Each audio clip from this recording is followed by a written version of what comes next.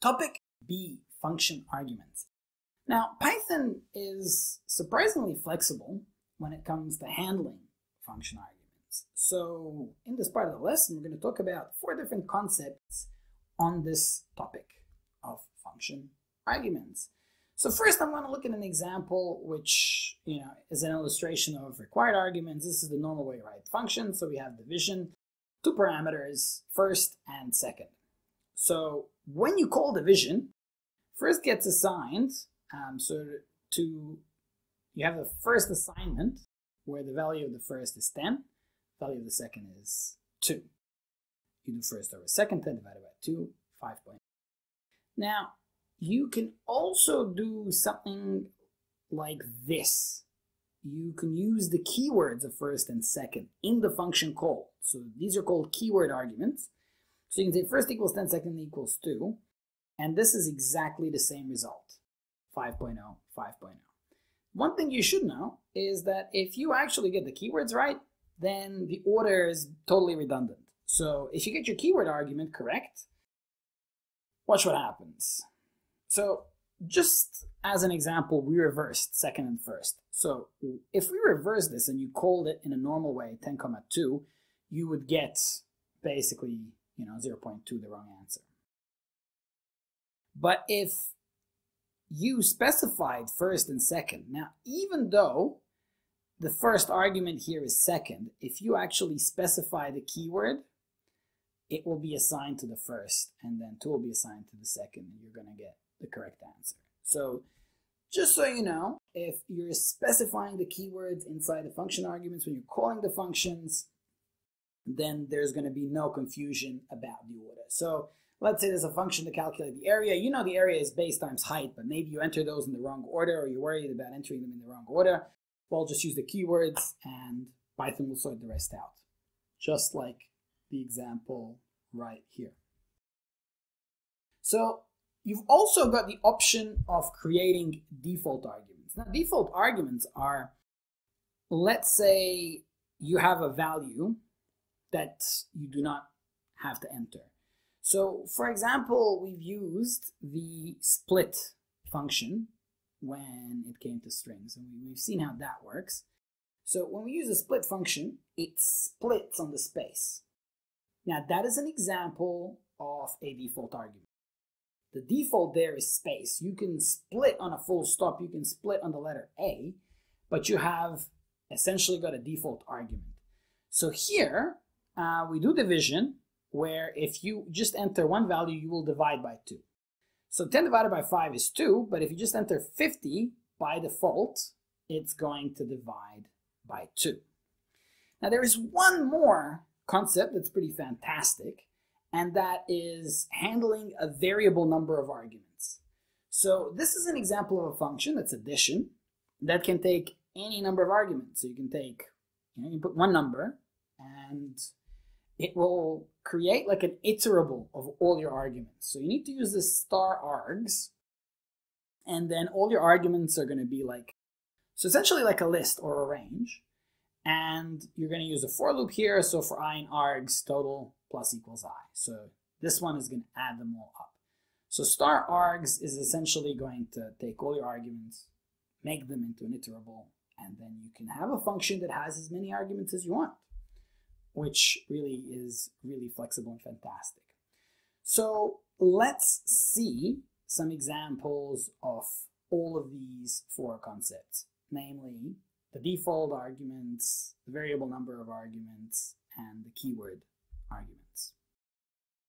So in this video, I would like to demonstrate function arguments in a variety of forms. So I'd like to start with a basic single argument returning nothing function. It does something kind of cool. We're going to call it fancy nameplate. And then I would experiment a little bit with keyword arguments, with default arguments, as well as a variable number of arguments. So let's get around to seeing what this fancy nameplate is. Def fancy nameplate.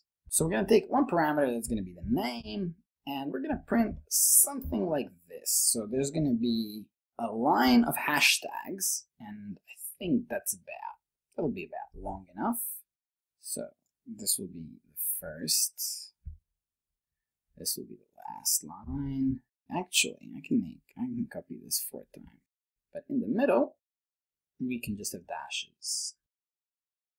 And right here, I'm gonna put a name, like I'm gonna use the dot center method and put the name statement. So I'm gonna print.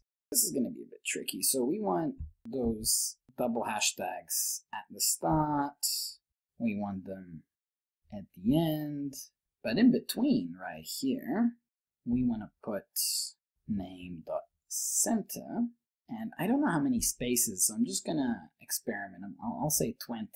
And we're going to center the name using the dash.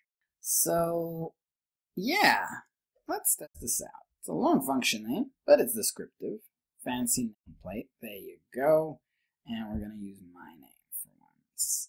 Function arguments, press play. All right, obviously we need 1, 2, 3, 4, 5 more, 25. We need another 2. That works. But that's, I'll go for 28 and add a space every. Let's try that. Yeah, I like the look of that. So basically, you can put any name here. Let's do a long Alexander. Not exactly. But as you can see, that's your fancy name. So what I'd like to experiment with is, first up, you can use in here name equals, and that's how that's going to work, and you're going to get exactly the same output. And next, I'd like to make some of these arguments as defaults, but I'd like to improve this function so that you can specify the symbol, so that you can specify the length, this 28 here, and that will give you a little bit more flexibility. So if you got a short name, you can have a shorter nameplate or a longer nameplate. And these ones are also going to have, how do I put it, default values. So I'm going to copy this function and I'll just add var to it. Not var, I guess default, def args. Yeah, it's getting really long, but what can I do? So you're going to have length, and you're going to have the symbol. So where do we use them? Well, this here is going to be, if this is the length, it's actually longer by these 4. So this is going to be length minus 4. Great. So let's see the symbol. So this is, so if that was 28, that's 32. So that would be symbol times length, I think would work. Symbol times length. Now, we still haven't fixed these 2 lines, but let's run this. So, fancy name def args. So we're going to have a name. Bob can have a shorter nameplate, because, name short would be like 20. Let's go 18. And his symbol could be percentage sign. Let's try that. So, that was commented. Okay, so we're getting there. All we need to do is fix basically these 2, and everything else in Bob works. So out here, there's going to be length minus 4 of the dashes, and there's going to be symbol times 2. So we're going to get rid of this. We're going to say times 2, the end as well, and in the middle, we're going to have length minus 4. I guess I'm going to need that in a bracket. And that's going to multiply the dash. Alright. So, closing this, I probably should have tested before multiplying it. Ooh. Okay, so when it pastes, it auto-format. Let's do it. There it is. Oh, I just need the symbol times 2 right here as well. And so now you can do a fancy reading for Anna. Can make it even smaller. 16. She can use whatever symbol she wants, and I don't know what's a good one now. Something that's sort of filling. Oh, maybe let's try 0. Or a capital O. Same thing, but rounder.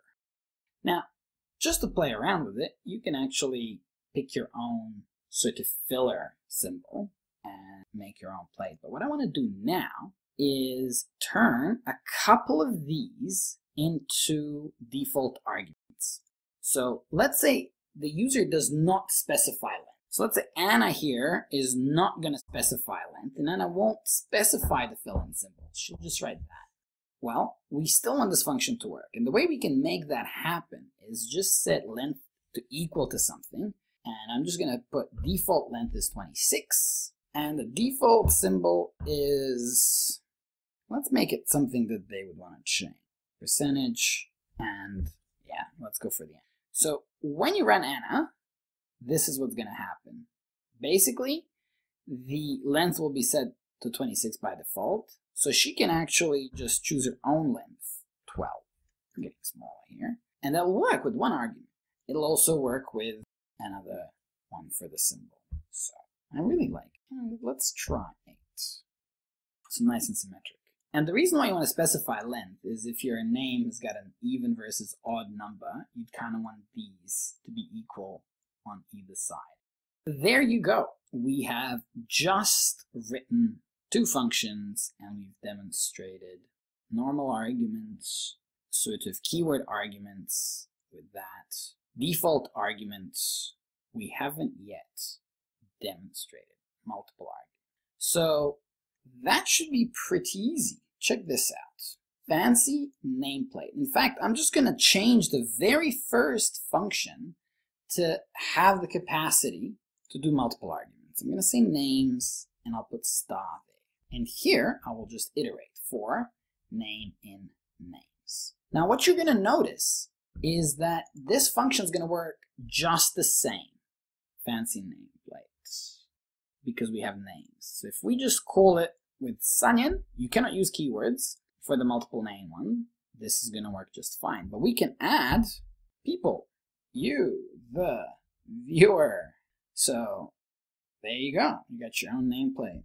And then we can have, I don't know, C3PO, C3PO. As you can see, this one can take multiple number of arguments. So I think that covers everything. And I hope that you go ahead, modify these functions, create some of your own, and play with this. It really is an awesome feature.